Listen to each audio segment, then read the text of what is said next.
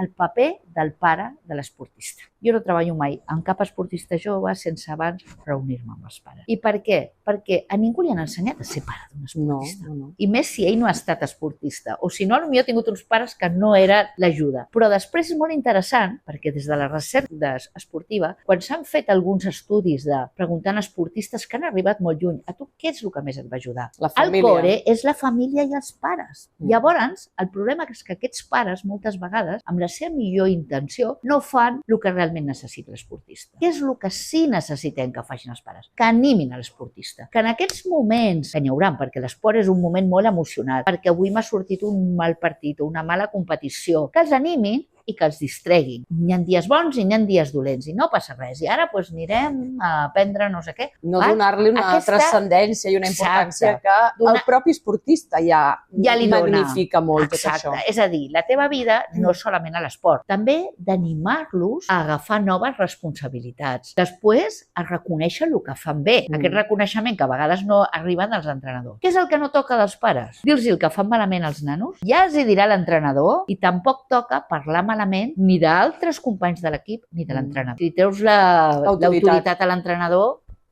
poca progressió farà aquell nano amb aquell entrenador.